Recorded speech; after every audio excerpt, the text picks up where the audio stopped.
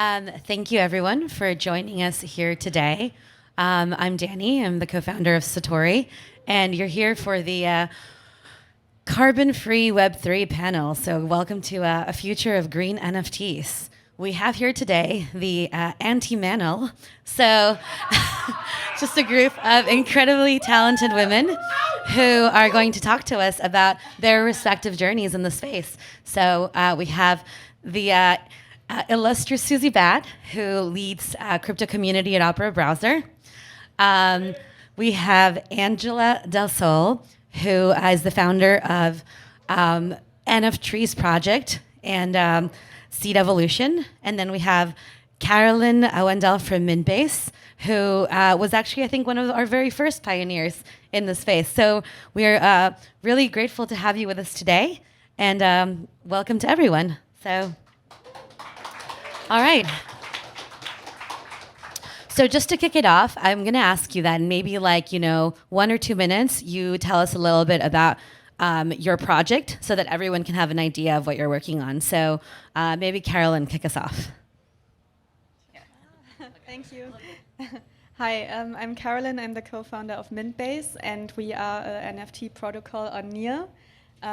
We launched about 4 months ago, and we started off on Ethereum, and then last year the Ethereum gas fees just became absolutely crazy, and we looked for different options. We looked at different blockchains which wrote their smart contracts in Rust, and then we had like Solana and NEAR and Polkadot as an option, and then we chose to go with NEAR because it's just the best. And so we do NFTs, but not only that.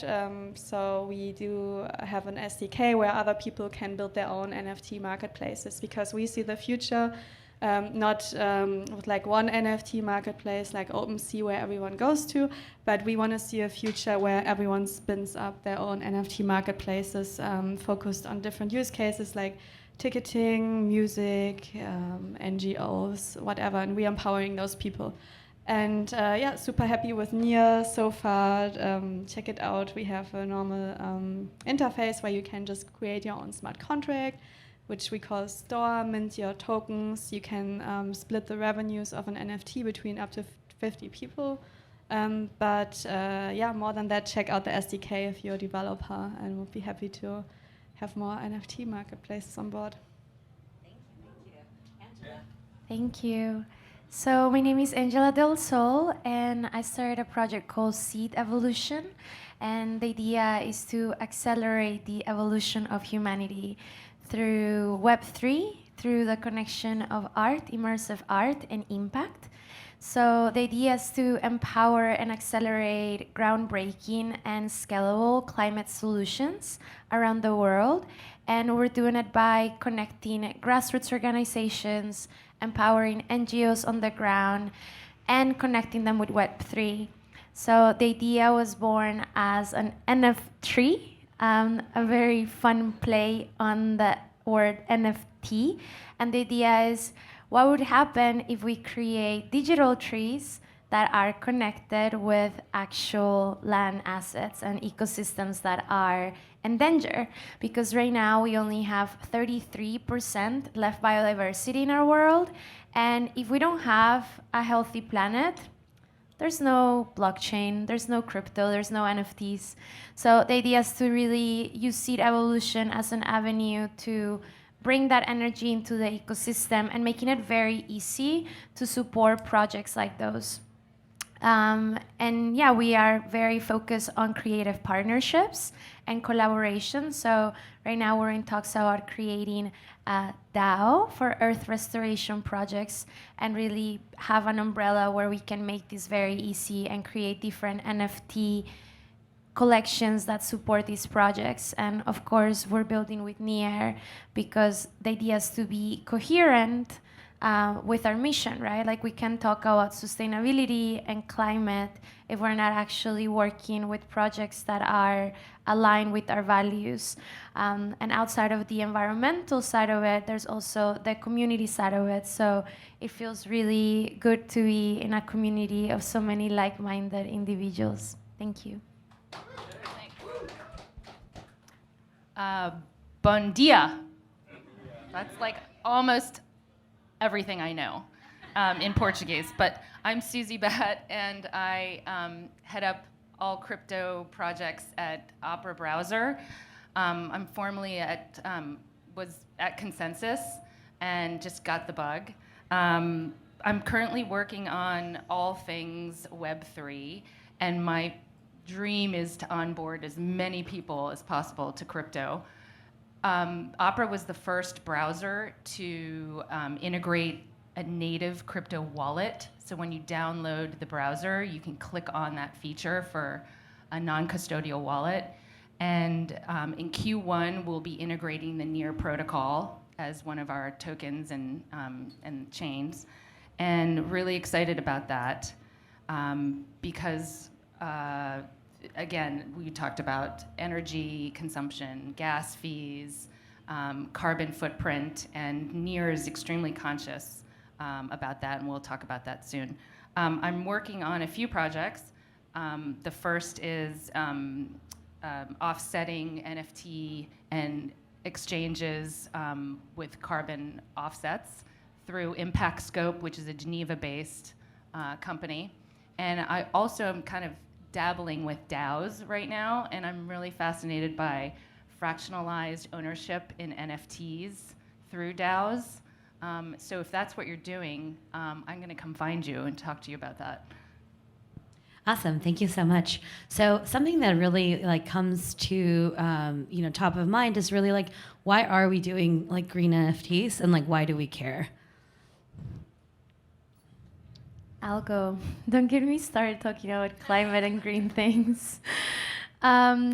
So I think that we're living in a moment where it's really hard to hide, right? Like we're living in a world where more and more information is available to all of us, and it's becoming more and more apparent that we are living in a climate emergency, and that we are having more and more climate events. We experienced them this summer in Germany. We've seen snow in Texas. We're seeing fires in Greece. We're seeing fires in San Francisco. I think that I don't have to go on all of the reasons why we are living in a moment where our planet Earth is screaming at us, and a lot of people are choosing to go business as usual. But the new generation, and I'm speaking about Generation Z, they are super awake, and they're realizing that, who cares about going to get your graduate degree at a great school when you have the scenario of your city flooding. So I think that it's becoming more and more apparent that climate does matter for many places, right? From a financial space, it's going to cost us a lot of money if we don't actually do something about it. So I think more people are realizing that it matters. And I think that a lot of artists and a lot of creatives, they care to be coherent and aligned with what they're building. So I think a lot of the artist community are looking for alternatives to be expressed in Web3 in a way that's not recreating the same systems that are hurting our planet. Yeah, that's great. And Carolin, have you seen from the artist perspective that artists are talking about this and whether they're interested or care about whether their art is going on a carbon neutral platform? Yeah, absolutely. So more and more people are asking and questioning how sustainable is it to mint my NFTs. And I really have seen it in the last 2 to 3 months, the conversation switching towards this. But going back to why are we doing all this? So I read this book a while ago from Naomi Klein. I don't know if you know her. She's this Canadian researcher, but our financial system is just so broken, and at the root cause of the whole problem is our financial system. Why we are destroying the climate.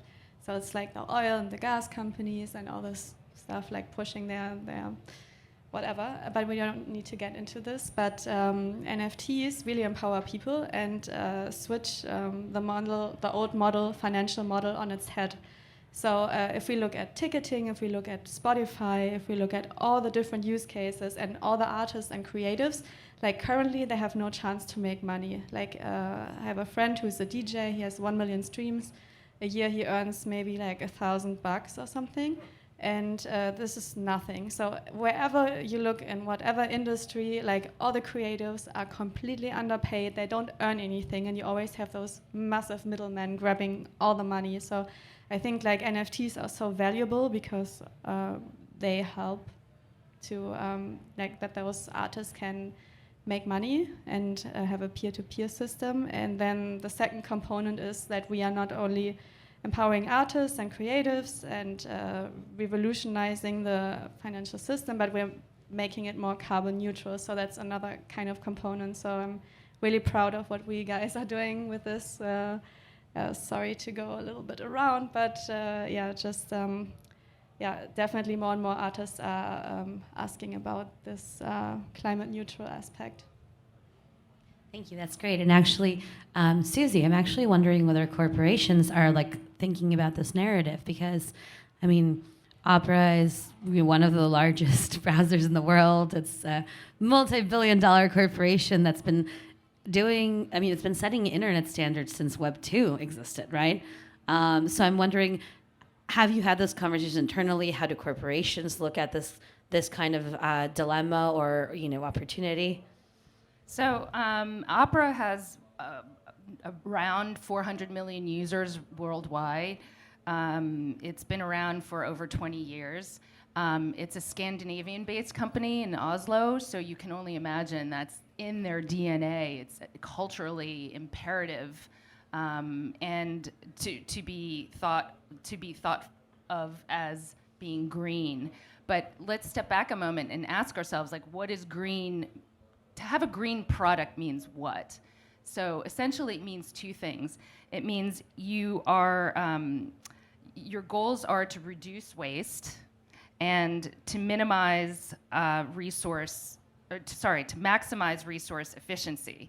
And whether that is, in the case of NFTs, because that's what this panel is, let's think about how big this number is. And I'm looking at my notes because I actually pulled numbers from DApp Radar this morning. And green NFTs matter because the sheer volume is mind-blowing. $2.4 billion in transactions in Q2 of this year. So that's over 100% growth in just one quarter from Q1. So that doesn't even include off-chain sales, transfers through auction houses like Beeple. But the effects of $2.4 billion in transactions times either 4 cents to 44 cents a ton to offset carbon is an enormous opportunity for just this sliver of crypto to make an impact worldwide. So Opera is, by virtue of integrating Near, is endorsing that movement. We're proud of that. That's really cool. So actually going on the notion of like, what does it mean to, to be green? Then, this takes me actually to the idea of added utility of something beyond manufacturing, right? So like as a protocol, Near is making green NFTs manufactured because it's climate neutral, but how can we go further? And I think, Angela, your project is a really good example of how that can be going many, many steps further into the conservation side of the movement. Yeah, I think that one of the main reasons why I'm so passionate about Web3 and NFTs is because we actually are able to trace and have more transparency. There's a lot of obscurity when you hear, oh yeah, when you swipe your card, we're planting one tree. I just came back from the rainforest in Colombia and I actually made a little video for you guys. Perhaps we can play it in a little bit. I don't know if they can hear me. Hi. Hi. So I'm not going to talk about it. I'm just going to show you what we actually, what I mean by going beyond NFTs. It's restoration. So I just came from South America. I'm from Colombia originally, and this is considered the earth of the world. Vendrán muchas enfermedades. And we work with ancient people of La Sierra Nevada of Colombia. And it's a pretty big journey to just plant trees in a way that's ethical.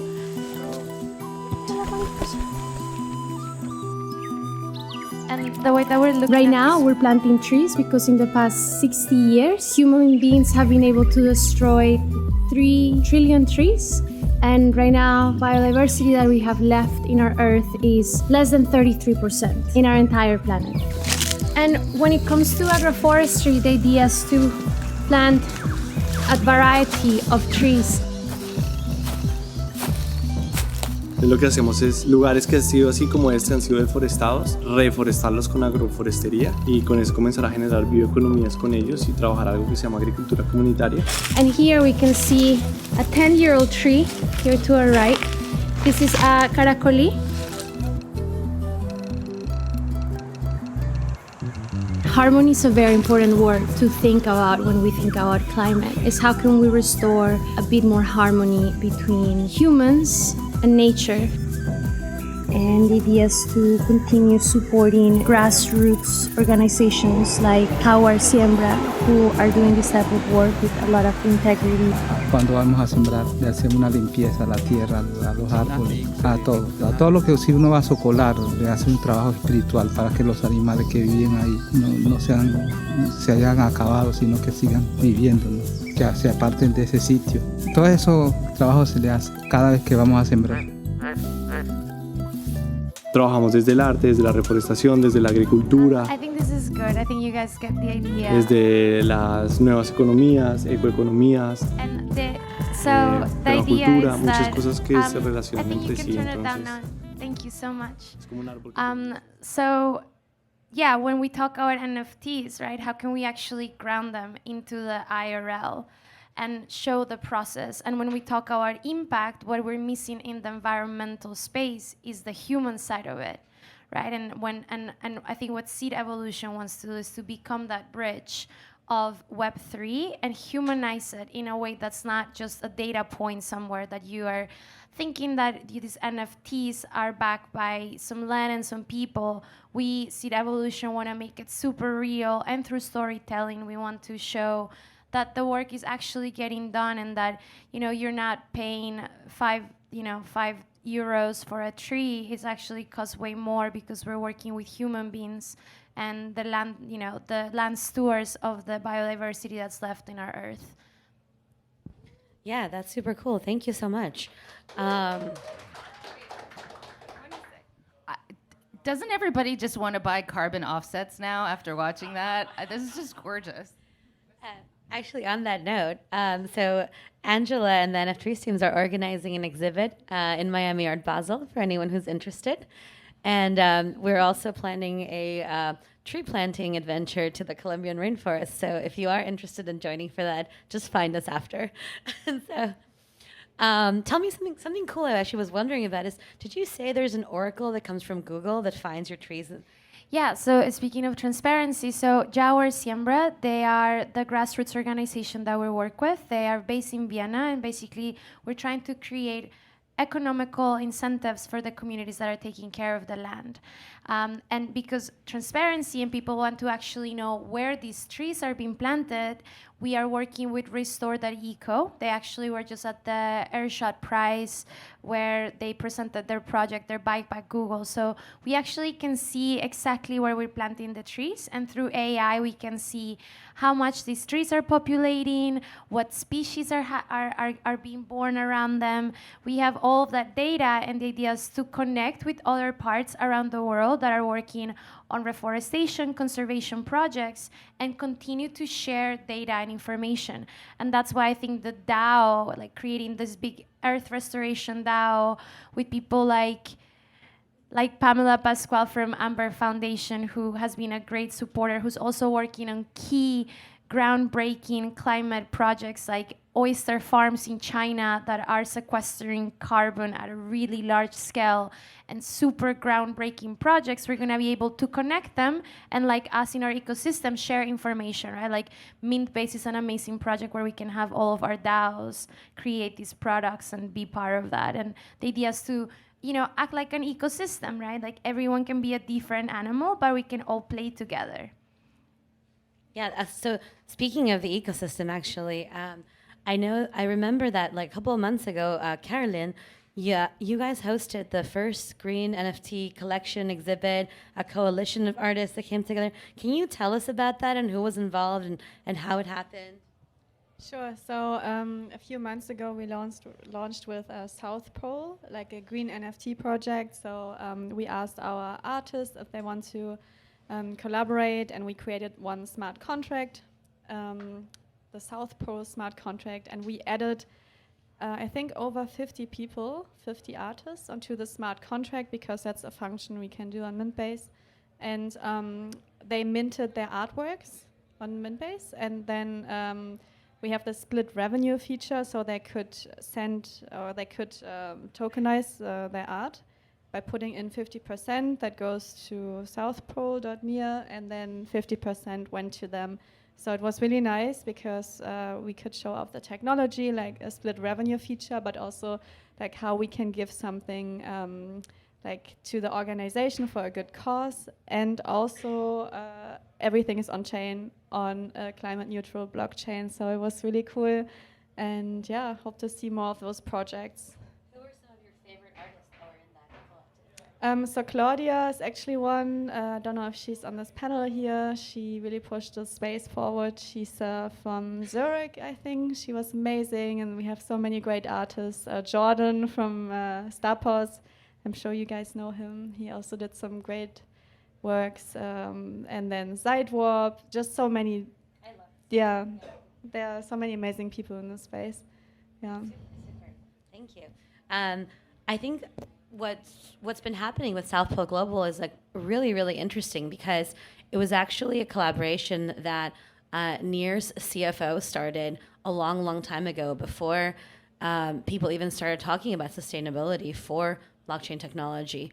These certifications, South Pole Global has been around for a really long time. They're one of the like strongest advocates for climate preservation. They're super well respected, old school institution. And getting these kind of collaborations and certifications take like a year to a year and a half to go through the process.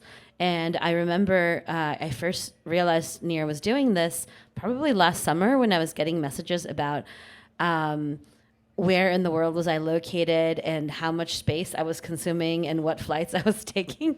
And I realized they were doing an accounting of everything that is involved in running a blockchain, all the way from the validators and the energy consumption to the people that were part of the organization and the foundation that was actually running the chain itself. So again, technology and humans is a blend. And then when we did that partnership with South Pole Global, it was the certification that even the proof of stake is significantly more energy efficient than proof of work. It still is creating some sort of output that needs to go through some sort of offset, and that was where the partnership with South Pole Global was born. So it was exciting to then see the community take that into on their own and start this kind of exhibit to even support that further, so that maybe instead of being climate neutral, maybe at some point we'll actually be climate negative. Is that it? We'll be contributing positively towards that side of it. Susie, so I know that you have a history of development work before you entered the blockchain space. Do you want to tell us a little bit about that and how you feel like the two worlds can interact? I know you're also on the board of some social blockchain for social impact initiatives. So maybe tell us a little bit about that. Thanks. Worlds collide in crypto, and the more I attend these conferences and meet everyone like you guys, I see that disciplines really flow in and out of crypto, which makes it so robust. I came from an environmental technical assistance background with the World Bank and USAID, mostly doing TA projects in the Middle East, like converting diesel buses to CNG back in the late 90s. And my foray into blockchain was reading a use case of biometrics being used for Syrian refugees in Jordanian camps. And instead of using vouchers, they were being, their retinal scans were allowing for disbursements of goods on blockchain. It was like reconciling real time instead of going through banks. So I got hooked into blockchain, but my passion's always been around social impact, and my work in Blockchain for Social Impact Coalition is just one avenue where I can express that. There is an NFT, if you're a dev or you're in this space, you would like to participate in our incubator coming up. November 4th, we'll start recruiting mentors for our incubator that runs through January.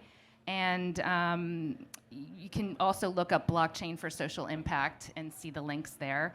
But again, you know, the beauty of this space is that we look at things, we meaning collectively, look at things in a holographic manner instead of just two-dimensionally with peer-to-peer payments, which crypto really begins, you know, the underlying functionality.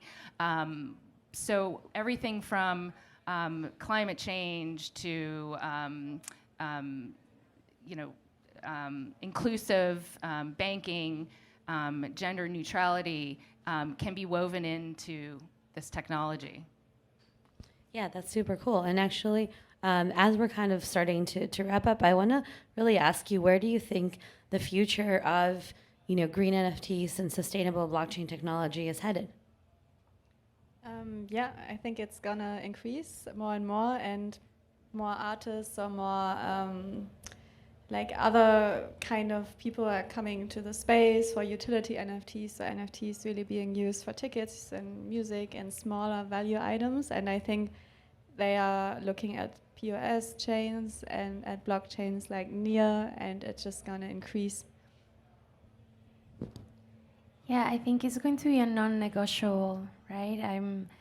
Some of my key inspiration of working in this industry is because I've been in places that have been destroyed by climate events. You know, I was in Puerto Rico after the hurricane when the entire island flooded, and I'll tell you that when we don't have electricity or gasoline, it doesn't matter if you live in a mansion with your Lambo, like just your internet won't work because your cities will be flooded.